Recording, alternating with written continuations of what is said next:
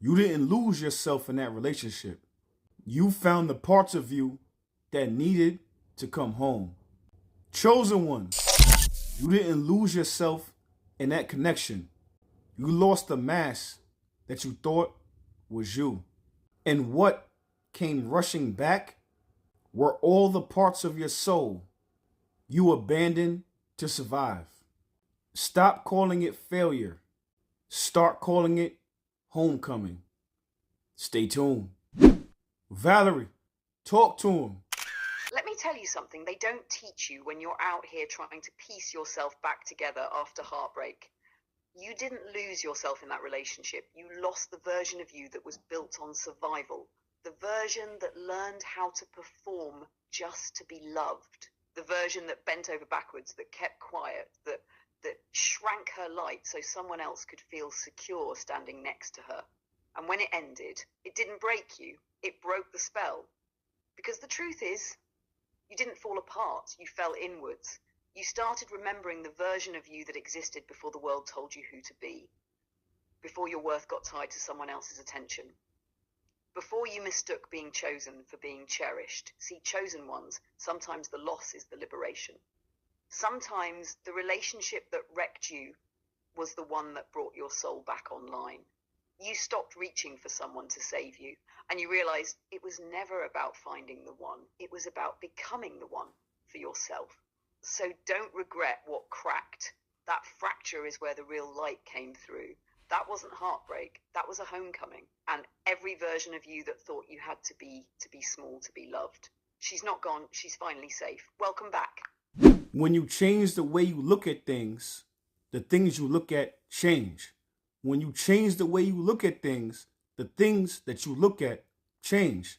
So you see, chosen one, you have this unique ability to be able to rewrite and change timelines.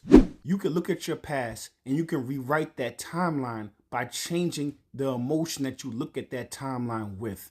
And therefore, you can change your future and your present by just changing your mood. So I say, all to say is that you've been through so much in your life.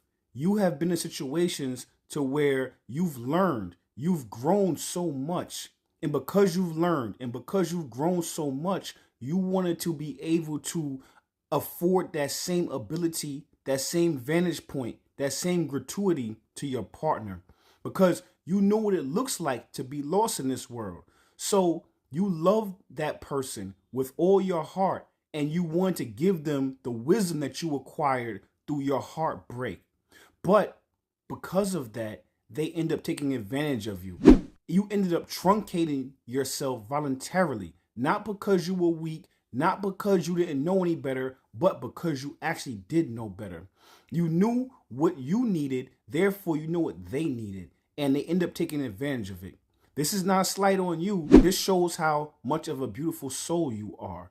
So now that that person showed you where your cracks were still at, that person showed you where people pleasing still resides. So now you can transmute and you can change the timeline based on how you look at it.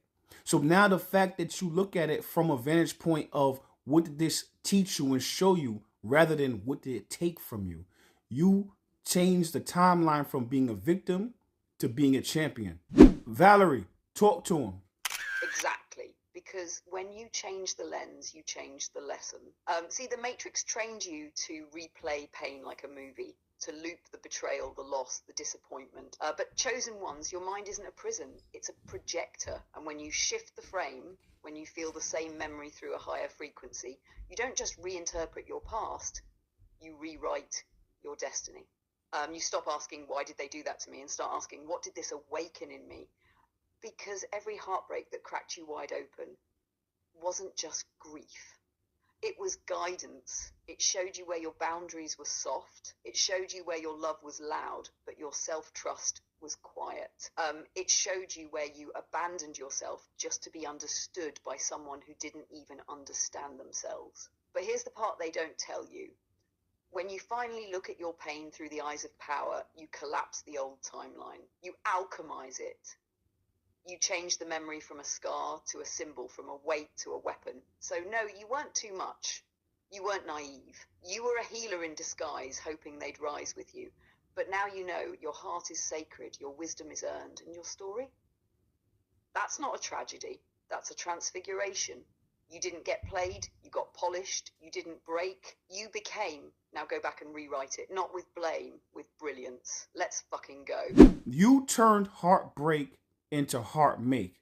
You turned heartbreak into heart make. So you see, chosen one, you've had your heart broken so many times.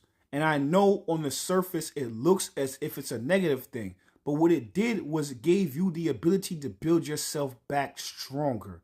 You built yourself in a way that now you understand and you have empathy. It's hard to have empathy when you've never been through anything. But because you've been through everything, you understand everything. You understand what other people feel. You understand the heartbreak. You understand shadow so much you understand agape love.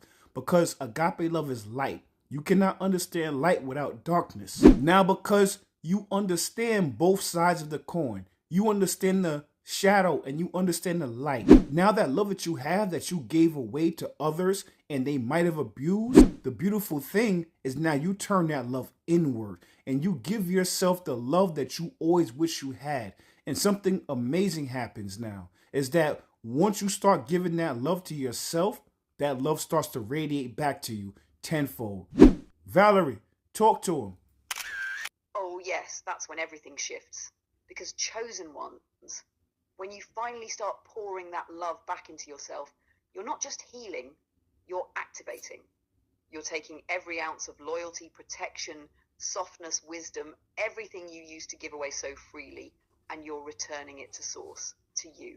And that's when the glow changes. That's when your aura gets heavy. Not because it's burdened, but because it's full. See, most people only know love in one direction, outward. They give it away hoping it buys them belonging.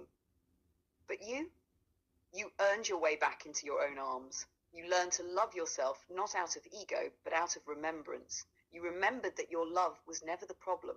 It was just misplaced. And now that it's home, now that it's inward, now that it's sacred, it begins to echo. People feel it without you saying a word. They feel it in your stillness. They feel it in your no. They feel it in the way you protect your peace, like royalty. Because when you radiate from self-love, you don't chase, you attract. You don't seek validation, you become the vibration. And suddenly the world mirrors back everything you gave, not to punish you, but to honor you. Because you finally stopped waiting to be chosen. You chose yourself, and the universe can't help but bow to that.